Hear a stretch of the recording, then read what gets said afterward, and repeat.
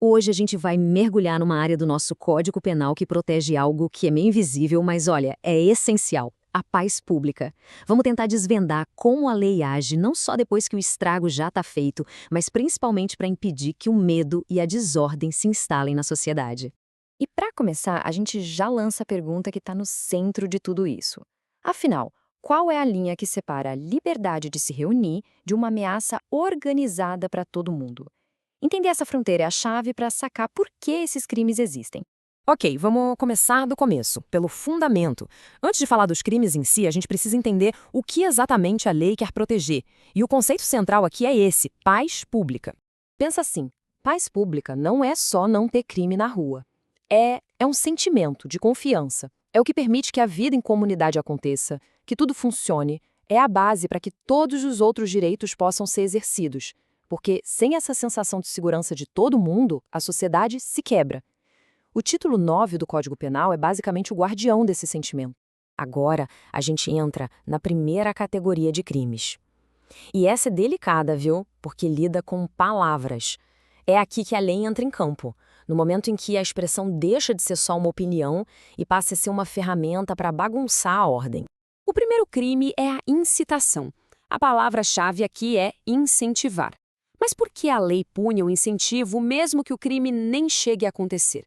Porque a incitação pública, por si só, já é vista como uma rachadura na paz social. É o que chamam de crime de perigo abstrato, sabe? A lei age antes para cortar o mal pela raiz. Logo depois vem a apologia. Se a incitação olha para o futuro, a apologia olha para o passado. Tá, mas por que elogiar um crime que já aconteceu seria perigoso?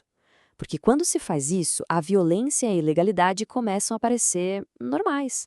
A apologia vai corroendo os valores da sociedade e pode acabar inspirando outras pessoas a achar que o crime é um caminho válido. E aqui, fica bem claro para não ter dúvida. Incitar é um chamado para agir. Vamos fazer tal coisa. Já a apologia é validar o que já foi feito. Aquilo que fulano fez foi certo. Parecem coisas diferentes, né? Mas a lei vê nos dois um ataque à paz pública. Um está plantando a semente do crime futuro e o outro está regando a planta do crime que já passou. Agora o negócio sobe de nível. A gente sai da esfera das palavras de uma pessoa só e entra na ameaça multiplicada de um grupo organizado. É aqui que o perigo para a paz pública fica muito mais palpável, muito mais potente. E aqui está o número que a lei bota como o ponto de virada: 3. Mas por que 3? Porque esse número já indica um nível de organização, uma estabilidade que vai além de um crime feito por duas pessoas ali na hora. Já sinaliza que uma estrutura está nascendo. O artigo 288 tem dois pilares: o número mínimo, que a gente acabou de ver, e a finalidade específica. E aqui tem um detalhe importante: a lei não pune só a intenção de cometer um crime. Ela pune a criação de uma estrutura estável, quase uma empresa que existe para cometer crimes de forma contínua. É a ameaça que dura que está sendo punida. A pena já é de reclusão, o que é mais grave. Mas a lei pega ainda mais pesado em alguns casos. Por quê? Bom, se a associação está armada, o poder de intimidar e de ser violento é muito maior. E se envolve crianças ou adolescentes, aí, além do crime em si, tem a corrupção da juventude, um dano social que vai ter consequências lá na frente.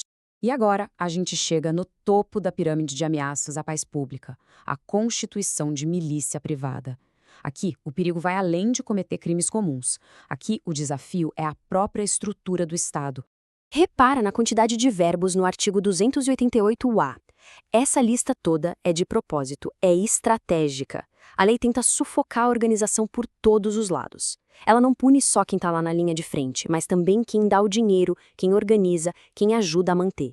O objetivo é desmantelar a rede inteira. O que torna esses grupos tão perigosos é que eles não só cometem crimes, eles tentam tomar o lugar do Estado. Quando eles se apresentam como uma força paralela, com chefe, com regras próprias, controlando o território, isso é uma afronta direta ao monopólio da força que o Estado deve ter. E isso é um pilar de qualquer nação moderna. E a resposta da lei é na mesma altura. O salto na pena, de 4 a 8 anos de reclusão, mostra exatamente essa gravidade. A mensagem é bem clara. Uma coisa é um grupo se juntar para cometer crimes. Outra coisa, muito mais grave, é criar um poder paralelo que ameaça o próprio Estado de Direito. Para a gente fechar, vamos colocar tudo em perspectiva. Quando a gente compara os crimes e as penas, a lógica por trás da lei e a escala de ameaças ficam muito, muito claras. O que esse quadro mostra pra gente é uma história, uma progressão. Começa com a palavra perigosa, punida com penas mais leves. Sobe para a criação de uma estrutura criminosa, e aí a pena já é de reclusão. E termina na ameaça ao Estado, com a punição mais severa de todas. A pena vai acompanhando o grau de organização do grupo e o potencial de estrago que ele pode causar. Então, o ponto crucial é este. A lei entende que a maior ameaça para a tranquilidade de todo mundo não vem de atos isolados, mas sim da criação de estruturas permanentes feitas para cometer crimes. É essa organização estável que representa um risco contínuo para a sociedade, e é por isso que a resposta da lei vai ficando cada vez mais dura. Isso tudo leva a gente para uma reflexão final. Esses artigos do Código Penal caminham numa fronteira muito delicada. De um lado, proteger a liberdade de expressão e de associação. Do outro, garantir a segurança de todos. A questão que fica não é só jurídica, é quase filosófica. Como uma sociedade democrática encontra o equilíbrio entre ordem e liberdade? Esse é o debate que continua todos os dias a moldar o nosso direito.